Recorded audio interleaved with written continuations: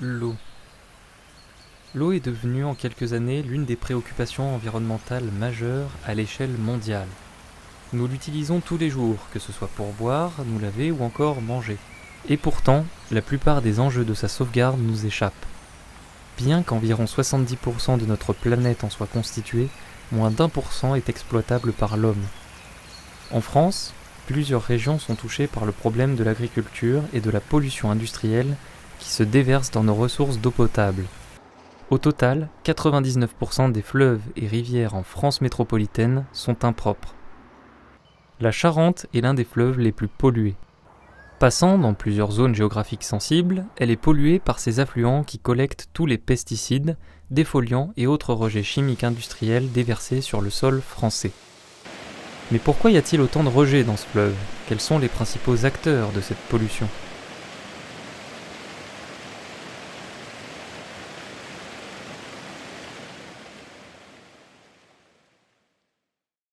Tout va bien en Charente.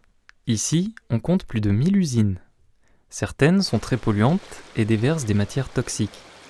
C'est près de 8700 tonnes de déchets qui sont déversés sur le bassin versant du fleuve de la Charente chaque année. Par exemple, sur Angoulême, c'est 99% de l'eau pompée qui est dédiée à l'industrie. Ce constat est alarmant. Paradoxalement, l'État, sous le mandat de Jacques Chirac, adopte en 2006 une loi sur l'eau qui, je cite, est sur la préservation des ressources en eau et des milieux aquatiques. Cette loi doit prévaloir une qualité environnementale et faire en sorte que l'écosystème soit protégé si les industriels ne peuvent pas se conformer à un respect de l'environnement. Il nous faut d'abord établir, au niveau mondial, un centre impartial et incontestable d'évaluation de notre environnement. Les premiers instruments existent déjà, mais ils sont répartis entre plusieurs organisations internationales. Il nous faut un seul lieu où s'incarne la conscience du monde pour l'environnement. Les monocultures sont, au même titre que les industries, un problème pour la pollution de l'eau. Les producteurs de vin, dans le souci d'accroître leur production, utilisent des produits nocifs pour la planète et la santé de l'homme. Prenons l'exemple de cognac. L'utilisation de pesticides et de défoliants en quantité massive devient un réel problème pour les milieux aquatiques alentours. Les produits chimiques s'infiltrent dans les sols et vont polluer, petit à petit, les rivières souterraines et les nappes phréatiques où nos producteurs d'eau puisent le liquide nécessaire à la vie. Le cognac produit un chiffre d'affaires de plus de 2 milliards d'euros par an. Le gouvernement ne veut surtout pas toucher à cette rentrée d'argent quitte à sacrifier notre planète. Revenons à une situation globale. Comme nous l'avons dit plus tôt, notre planète bleue est composée à 70% d'eau. De ce chiffre découlent plusieurs autres données. 97% est de l'eau salée et seulement 3% de l'eau douce. Seul 1% est réellement exploitable par l'homme. Si l'on continue de penser au profit plutôt qu'à la biodiversité, ce sont les écosystèmes qui vont en pâtir et, à long terme, nous. Le monde souffre de stress hydrique. D'ici 2025, on estime que 25% de la population sera confrontée à ce problème. Aujourd'hui, 1 milliard de personnes n'ont pas accès à une eau de qualité. Le cycle de l'eau est perturbé à cause de l'activité humaine et engendre la plupart des catastrophes climatiques que nous redoutons. Saviez-vous que 90% d'entre elles sont liées à l'eau ? Rien n'est dû au hasard. Afin de mieux comprendre le problème, nous nous sommes rendus à la conférence Croissance Verte où des spécialistes ont pu éclairer notre lanterne. On pense que, d'autres générations a laissé faire au niveau du climat des choses, au niveau de l'utilisation de l'énergie fossile. On se doit de diminuer cette utilisation d'énergie fossile, mais on se doit aussi de s'adapter. Je vais vous expliquer pourquoi. Le changement climatique est silencieux. On en parle moins que Trump et que beaucoup d'autres choses. On a quelque chose qui évolue assez doucement. On voit ici que les extrêmes de température sur Agen ont pris 4 degrés en 50 ans. Bien, si je projette cette tendance, si je la continue, ce sera encore 4 degrés de plus d'ici les années donc 2050. On aura plus chaud, on aura des besoins énergétiques pour climatiser les habitations créées dans les années 60, 70, avec peu d'isolation et des bureaux qui vont se multiplier. On aura des périodes de sécheresse plus sévères en été. avec donc des répercussions sur les débits des cours d'eau, l'économie agricole, notre santé et la biodiversité. Aujourd'hui, les usagers de l'eau ont des problèmes parce qu'il n'y a que 16% de l'eau qui ruisselle, 20% qui va dans les nappes, 60% qui fait le climat de notre douce France. Dans une ville, ce n'est que 12% qui s'évapotranspire, presque tout ruisselle. Dans le Poitou-Charentes, on considère en 2021 une amélioration du fleuve de la Charente. Mais étrangement, certains de ces affluents auront une amélioration de leur qualité seulement en 2027. Comment peut-on alors améliorer un système si un autre continue à polluer celui qu'on améliore ? On met un coup d'épée dans l'eau. Ceci dit, l'organisme du schéma d'aménagement de la gestion des eaux, créé par l'État, la SAGE, contribue à améliorer le système. Elle vise la conciliation entre l'homme et les milieux aquatiques. En 2016, 131 communes sont dans ce processus qui permet une collaboration étroite entre les collectivités et l'aide financière de l'État. Cet avancement est très récent et inspire enfin une réglementation environnementale correcte. Dans la région de Cognac, tout le bassin viticole est dans une zone prioritaire d'aide pour réduire les émissions de défoliants. À partir de 2006, le gouvernement a mis en place des dispositifs de traitement des phytosanitaires destinés aux viticoles. Cependant, tout ceci ne sont que des guides à un usage limité. 4 000, 6 000, 12 000, 20 000 euros de coûts d'installation ne sont pas obligatoires. Les coûts employés pour créer ces stations sont aux dépens du viticole. Une aide en soi qui n'en est pas une, seuls les plus motivés peuvent s'inscrire à l'analyse des dangers et des maîtrises des points critiques. On se demande comment cette solution peut être employée alors que c'est l'État qui la rend obligatoire. Et encore pire, l'information ne passe pas car il y a un cruel manque de sensibilisation. L'Union européenne demande aux pays de respecter des directives. Mais que fait la France ? Elle applique ses lois mais n'arrive pas à les faire respecter. Prenons un exemple concret. Le glyphosate est aujourd'hui l'herbicide le plus utilisé au monde. Il a été inventé en 1975 par la société Monsanto. Pendant 40 ans, il était considéré sans risque inacceptable pour l'homme, les animaux ou la végétation. Il est quand même utilisé pour détruire des herbes indésirables. C'est seulement en 2015 qu'il a enfin été classé comme cancérigène probable. Le gouvernement met en place des plans éco-phyto pour réduire l'utilisation de 25% des produits phytosanitaires d'ici 2020, mais continue à autoriser l'utilisation de glyphosate désherbant non sélectif. Pourquoi ne pas l'interdire ? Le gouvernement nous montre des zones en bon état, mais la réalité est tout autre. Pourquoi ne pas mettre en place des campagnes de sensibilisation pour alerter les personnes de tout ça ? Et puis les plus jeunes aussi. Doit-on laisser au gouvernement et aux industriels la gestion d'un problème de pollution, alors que des associations sont parfois mieux renseignées ? S'il y a autant de problèmes avec l'eau que nous exploitons, peut-être faudrait-il commencer par nous remettre en question, nous, citoyens. Nous sommes en partie responsables de cette dégradation.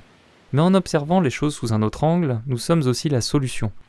C'est à nous qu'il appartient d'agir. En gros, 95% de notre relation à l'eau, ce qui se traduit par 4000 litres d'eau par jour et par personne, est lié à l'eau pour fabriquer notre quotidien. Alimentation, textile, ordinateur, voiture. Et nous, quand on veut protéger l'eau, on va se dire, il ne faut pas que c'est du bain à la douche.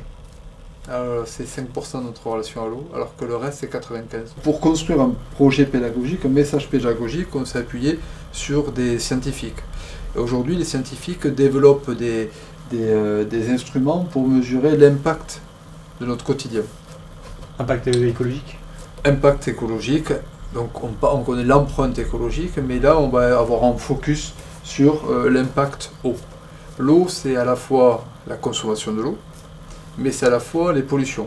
Et dans les pollutions, on va retrouver des pollutions dites toxiques, écotoxicité, ou dites naturelles, notamment l'eutrophisation. C'est les algues vertes qu'on retrouve en Bretagne, par exemple. Nous, le corps humain, on a besoin d'eau, on a besoin de plus ou moins de 3 litres d'eau par jour. Tu vas boire 1 litre d'eau directement, mais tu vas boire 1,5 litre par jour, exactement, et l'autre litre et demi par jour, tu vas le recevoir grâce aux végétaux, aux fruits et aux végétaux que tu vas manger. Donc, cette eau-là, en fait, elle est juste prise à un endroit et elle va être un petit peu stockée dans les aliments, dans les végétaux, dans notre corps, mais après elle est restituée. Finalement, elle est de passage. Ça pose un premier problème, on va en parler. Et le deuxième problème, c'est les pollutions. Par contre, là, les pollutions, une fois qu'elles ont été utilisées, les fameux pesticides, tout ce qui existe, mais ça se stocke parce qu'elles ne se dégradent pas.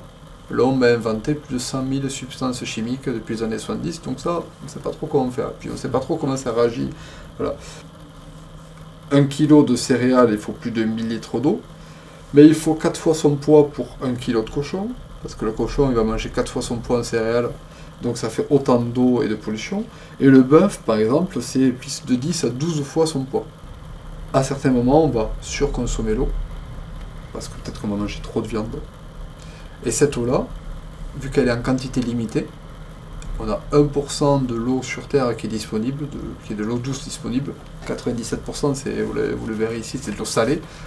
On a un petit peu de mal à l'utiliser. On pourrait la transformer en eau potable, c'est possible techniquement, mais ça coûte très cher. C'est-à-dire qu'en gros, l'eau aujourd'hui, tu la payes 3 € pour 1000 litres, 3 € du mètre cube. Si elle venait d'usines qui transforment de l'eau salée en eau potable, on la paierait pas 3 €. On la paierait peut-être 5 ou 7 ou 8 €. Donc tout le monde ne serait pas capable de la payer. La surconsommation d'eau, c'est quoi?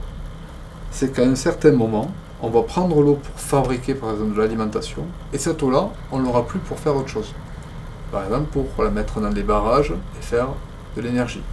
Par exemple, pour la laisser dans les rivières, pour qu'il y ait un niveau suffisant pour que les poissons puissent vivre. Les poissons et toute la biodiversité. Et bien sûr, il y a l'eau qui arrive au robinet. Et s'il n'y a plus d'eau, parce qu'on en a trop pris à certaines parties de la société, on n'a plus un partage équitable. L'eau n'est plus un bien commun, mais on se la dispute un petit peu. La nourriture constitue donc un premier facteur sur lequel nous pouvons influer. Faisons attention à ce que l'on mange, favorisons des produits bio et locaux. 1/3 de la nourriture est perdue ou gaspillée. Les 3/4 de l'eau douce dans le monde sont consacrés à l'agriculture, et c'est d'ailleurs le secteur le plus gourmand. Les cosmétiques sont le second facteur sur lequel nous devons agir. Toi comme moi, on utilise du dentifrice, du déodorant, un petit peu de parfum, de gel, de crème hydratante de jour, de nuit, tous ces trucs-là. Il faut savoir qu'un cosmétique est composé en moyenne de 30 substances chimiques. Et on arrive, vu qu'on utilise une 10, 20, 15 ou vingtaine de cosmétiques par jour, un chiffre un peu fou, c'est qu'une femme porte en moyenne en Europe 500 substances chimiques sur elle, par jour. Ce qui est énorme. Enfin... Voilà. C'est pas lourd, mais ça en fait quoi. Ces cosmétiques-là vont pénétrer dans la peau à plus de 60%. Et certains qui sont des nanoparticules vont même rentrer dans l'organisme. C'est pour ça qu'on a des perturbateurs endocriniens qui vont faire dysfonctionner notre système hormonal. 40% après repart quand on les lave. Quand on se lave plutôt, ça repart dans le cycle dit domestique de l'eau, le cycle de la maison, donc la station d'épuration. Ces ingrédients-là chimiques, quand ils ne sont pas issus de la chimie naturelle, l'homme ne sait pas les dégrader. C'est exactement cela qu'on va retrouver dans le Maccabée qui ne veut pas se dégrader. C'est aussi cela qu'on va retrouver dans la maman qui va allaiter et à qui le médecin aura dit je vous déconseille de faire un régime pendant que vous allaitez, parce que si vous faites un régime pendant que vous allaitez, vous allez faire quoi? Vous allez fabriquer du lait, mais avec les graisses que vous essayez de faire fondre.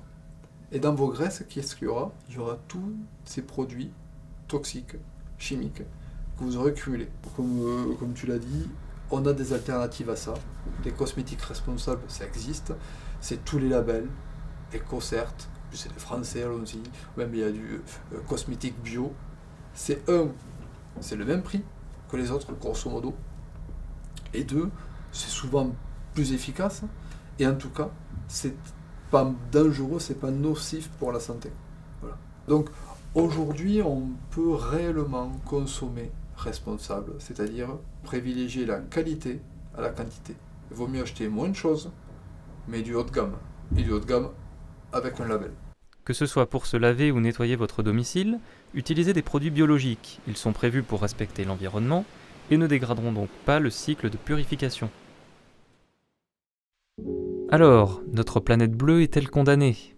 Il serait temps de se poser la question et d'y apporter une réponse concrète. En réalité, cela dépend de nous tous. Quelle réponse voulez-vous apporter? Les gouvernements ne semblent pas se décider à agir et souhaitent conserver l'aspect économique au détriment de l'environnement. Même si des mesures ont été prises, elles ne suffiront pas à elles seules. C'est à nous et à personne d'autre qu'il appartient de contribuer à la sauvegarde des eaux. Cela peut se traduire par des gestes au quotidien, qui peuvent en apparence sembler légers, mais qui, additionnés, multipliés, auront un impact majeur sur la sauvegarde de ce trésor bleu.